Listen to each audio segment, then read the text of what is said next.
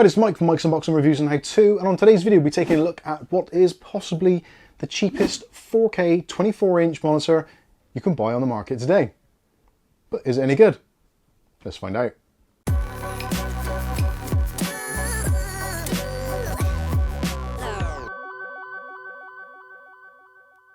Okay, so in today's video we'll be taking a look at the Electriq, I'm not too sure how they actually pronounce it. They do say it on the box, but yeah, call it whatever you like. So this is the EIQ 224KMHDR. This is a 4K ultra high definition HDR10 compatible LED backlight monitor, which costs an extremely low price here in the UK at the moment. I've actually picked this up for £119.97, which to me seems like either it's really too cheap and they've cut a lot of corners, or we've got an absolute bargain. Clearly, they've saved an absolute ton of money on the packaging, so let's see how good the monitor actually is. Okay, so this is the monitor itself, as you can see, unboxed and fully assembled. So let's take a quick look at what we actually get inside the box now. It's pretty much a standard affair, so you get a power brick, which is got the kettle lead type connection. There is a LED on there, so you can see if it's actually working or not, and it terminates into a barrel connection. Also inside the packaging, you get a free HDMI cable. Woo! And also you get the stand in two parts, which needs assembling. So let's take a quick look now at how to actually assemble the stand. Okay, so first of all, we're going to need to put the stand on. So the stand is in two pieces. So we've got this metal back plate, and that is held on with two screws. And also there is a blanking cover, which goes on after. And they do include a little screwdriver as well. So we'll stick that in. So what we want to do is to put this onto here, and then with the screws, just pop them through those little holes, which you can probably just about see. So probably easier to get it like that on the screwdriver. Put it through.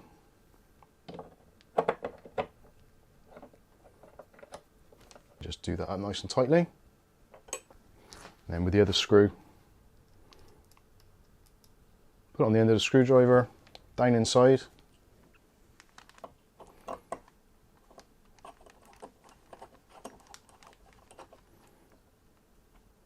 Do it nice and tightly.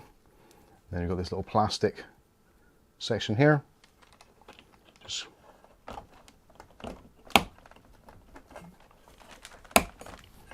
we go. And that's that bit nice and done. So the next part is to put the boomerang section on. So pretty straightforward and simple. Just goes onto the end there. Again, got another one of those screws.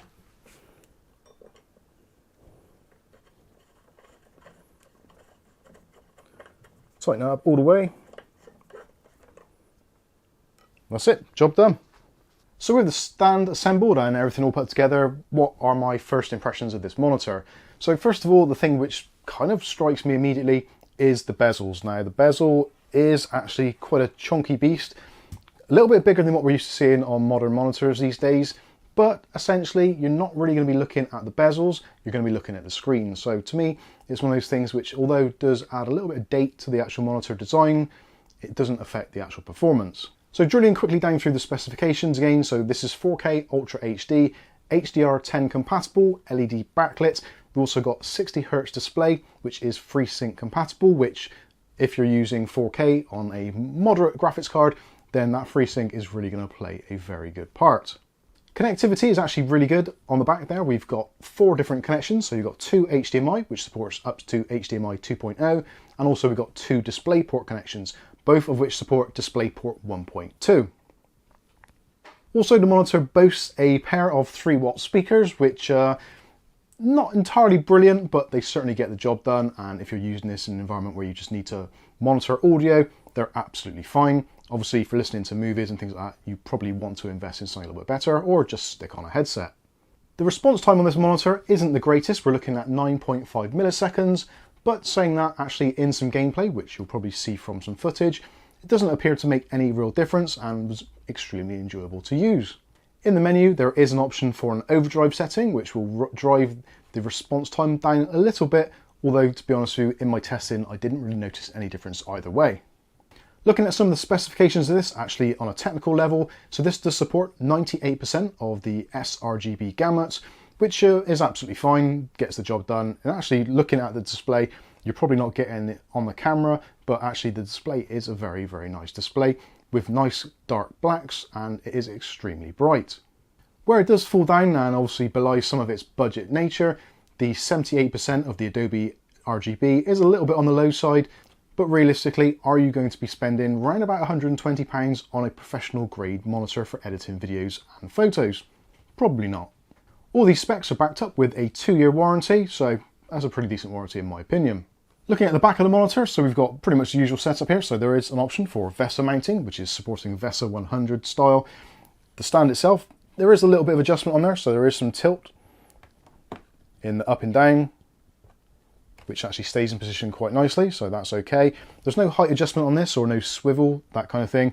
The stand itself is a pretty basic affair, but is entirely made of metal, as we saw in the assembly part a little bit earlier on.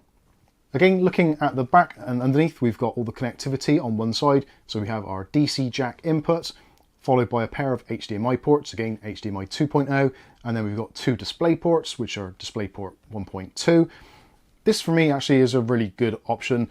Of course, you can connect up various different devices, your Xbox, PlayStation, PC, some kind of Chromecast device, that kind of thing. Lots of options, and I would love to say it's actually relatively easy to navigate the menu. I'd be lying. The menu buttons are down here on the bottom, which are accessible from the front. And unusually, they've actually put the power LED on the front actually above the menu button. So the actual off button is just to the right hand side of that. So turning it on and off potentially shouldn't be so much of a problem, because if you're reaching for the menu, just aim for the blue dot and you'll find the menu button pretty easily. So actually it does work out okay.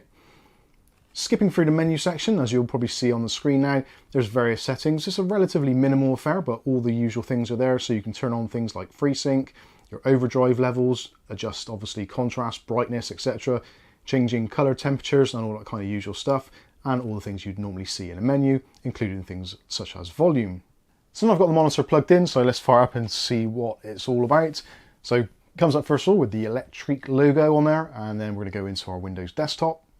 And there we go. So that is automatically detected either the fact that it's HDR, if you've got HDR enabled. There is auto HDR enabled, and you can also choose the individual settings for that should you wish to.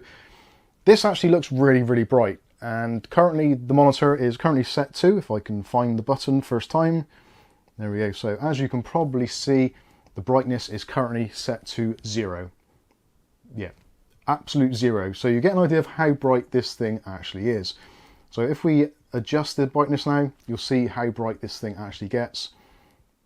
That's at 100%, and it's kind of blowing out the camera a little bit. So let's take it back down to something which is suitable for filming, which is probably going to be about 0. Now actually for me personally, looking at this on the angle I'm on, it does look a little bit darker than what you're seeing on the screen, but you get the general idea. So it's actually a really nice display. 4K at 24 inches, when I think about it in my head, it doesn't make any sense whatsoever.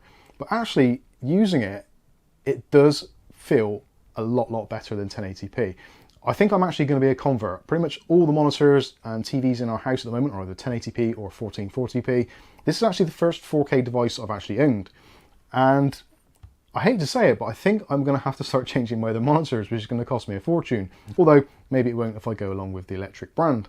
So again, when it comes down to accuracy and colors and setup, actually out of the box, it was pretty decent, although a bit on the bright side. I did use my data color analyzer and checked out and then reduced the settings and actually set a profile, which actually did make a little bit of difference. So you can see that from the footage here when we switch between the standard mode and then the calibrated mode. It does actually make quite a difference. So I would certainly suggest if you're buying a monitor, do get it calibrated before you start using it.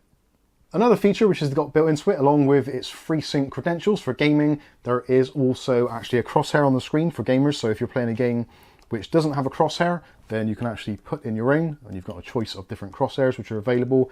If you cycle through, find one that you like, then just leave the button alone and that will stay on the screen. If you want to get rid of it, use the button on the very far side and that will turn it on and off. So actually, that's quite a handy little feature, especially for some of your first-person shoot-'em-up type games.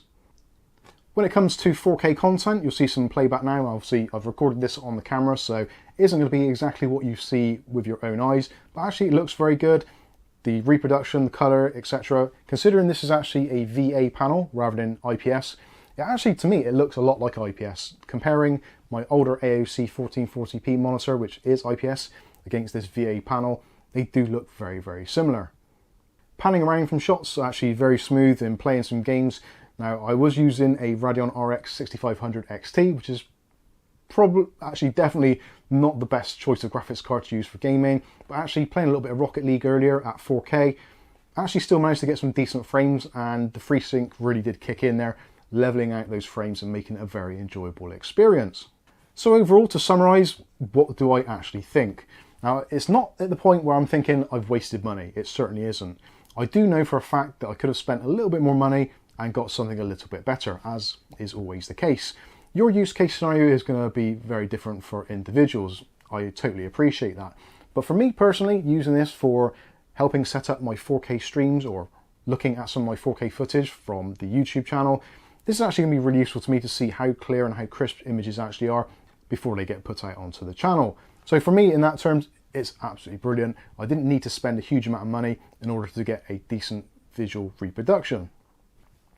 If you're using this as a standalone monitor and it is your primary monitor and you are mostly into games, then the 60 Hz refresh rate is going to limit you in some instances, albeit depending what graphics card you've got. Obviously, powering a 4K game does require a considerable amount of horsepower. Now, of course, you can use this as a 1080p monitor, which I have actually done as well, and it performs very, very well. Again, we've got some really good image quality here. Now, they do specify that the contrast ratio is 1000:1, although my software actually picked up is somewhere a little bit lower than that, around about 900:1. It does come down to the thing that contrast ratios really do differ between manufacturers, and they don't really give any meaningful information. But overall, I think if you're looking for a budget panel, 24 inches thereabouts, and you want features such as HDR, 4K, and also an absolute ton of inputs, then I think this is actually a really good shout. But what I think isn't important, what you think is, so let me know what you think about this one in the comment section below. But in the meantime, I've been Mike, this is Mike's Unboxing Reviews and How To, and hopefully we'll catch you in the very next video. Thanks for watching.